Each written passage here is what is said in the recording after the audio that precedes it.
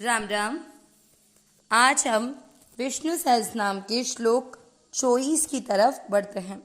पहला चरण अज, ज अ मिक्स किया ज में अज, ज में अ की मात्रा तो विसर्ग को पढ़ेंगे ह, अजह।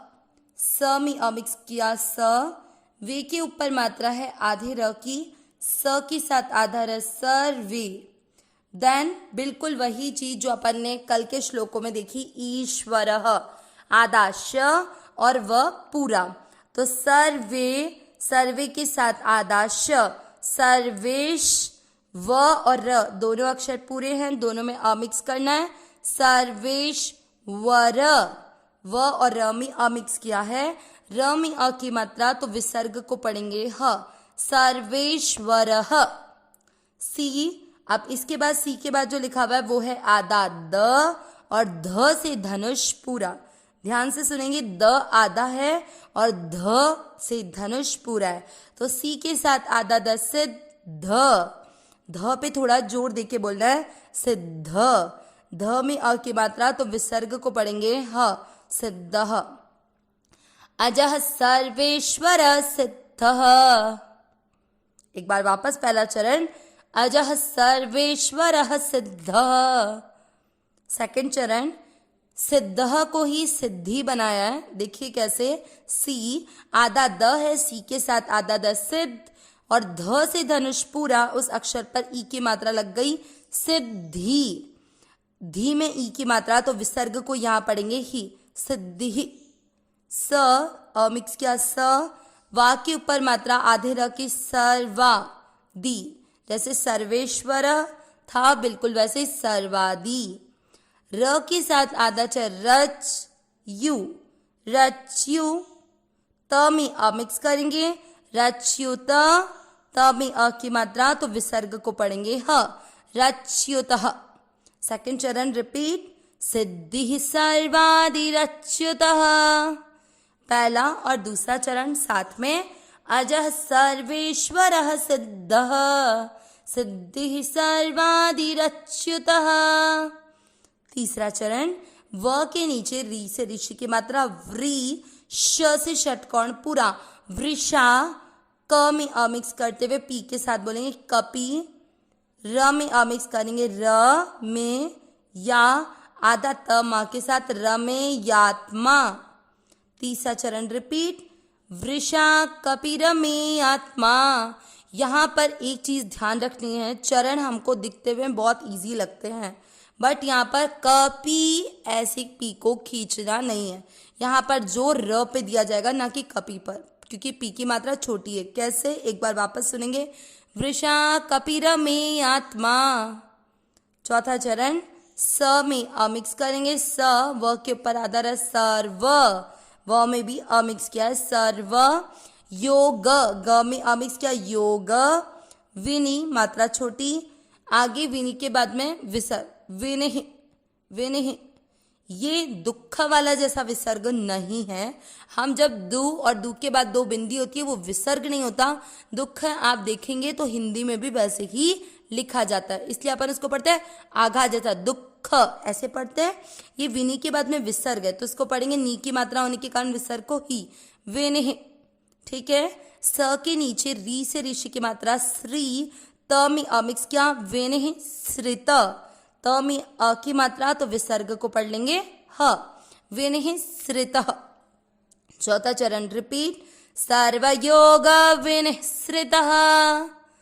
तीसरा और चौथा चरण साथ में बहुत ध्यान से, वृषा कपिर में आत्मा, सर्वयोग विनिह श्रितः। पूरे श्लोक का उच्चारण एक साथ, अजः सर्वेश्वरः सिद्धः, सिद्धि सर्वादिरच्युतः, वृषा कपिर में आत्मा, सर्वयोग विनिश्रितः। एक बार वापस, अजः सर्वेश्वरः सिद्धः, सिद्धि सर्वादिरच्युतः, वृषा कपिर में आत्मा, सर्वयोग विनिश्रितः। श्लोक का अर्थ देखते हैं। अजह, अजह यानी जो अजन्मा है, मतलब जो जिनका जन्म नहीं होता, इसका मतलब ये नहीं है कि जो भगवान उत्पन्न नहीं होते हैं।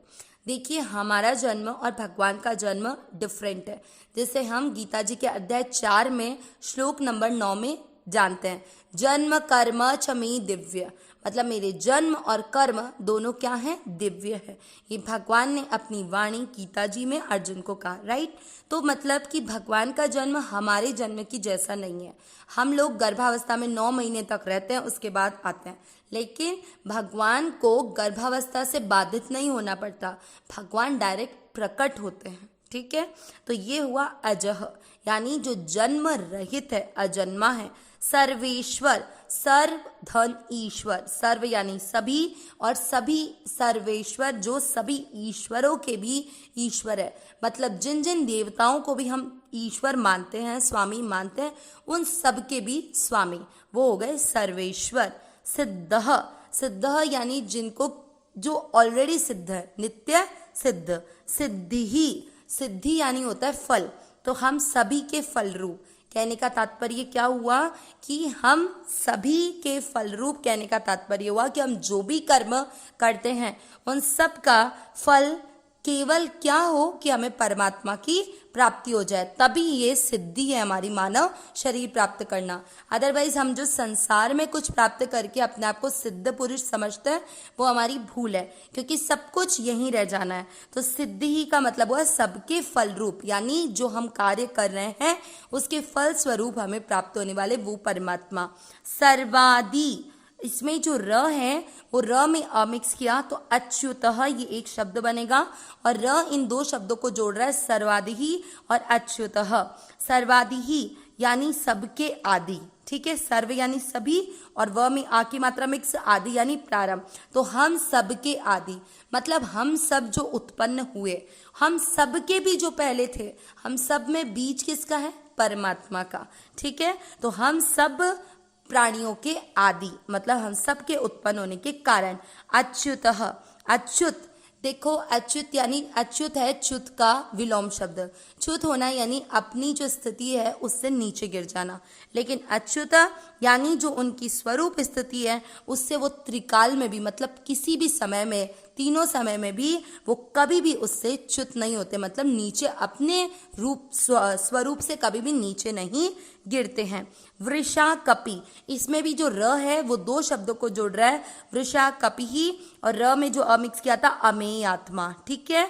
तो वृषा कपि ही यानी होता है जो धर्म और वराह रूप धारण करने वाले हैं। वराह रूप धारण करके भगवान ने समुद्र से धरती को अपने दांतों के ऊपर धरती को लेकर आए थे, ठीक है, दांतों की नोक के ऊपर। अमेयात्मा यानी जो अप्रमेय स्वरूप है। सर्व योग विनिश्रितः, सर्व यानी सभी, योग विनिश्रित यानी जो शास्त्र के साधन होते हैं उससे, चाहे आप कितने भी साधन कर लो, उन सब नाना प्रकार के शास्त्र में जो उल्लेखित साधन हैं उन सब से जानने में आने वाले। इस तरह भगवान विष्णु के इस श्लोक में 95 नाम से 103 नाम पूरे हुए। पूरा अर्थ क्या निकला, जो अजन्मा है अर्थात जन्म से रहित हैं, समस्त ईश्वरों के भी ईश्वर हैं, नित्य सिद्ध हैं, जो हम सब के फल स्वरूप है, जो हम सब प्राणियों के उत्पन्न होने के आदि हैं, मतलब हम सब का प्रारंभ है, जो अच्युत, जो अपनी स्वरूप स्थिति से कभी भी त्रिकाल में भी च्युत नहीं होते, मतलब उस स्थिति से नीचे नहीं गिरते हैं, जो वराह रूप है, अप्रमेय स्वरूप है, और नाना प्रकार के शास्त्र में बताए हुए साधनों से जो जानने में आने वाले हैं। अविनाशी सहज सुख राशि, हे नाथ हे मेरे नाथ, मैं आपको भूलूं नहीं। नारायण नारायण नारायण नारायण।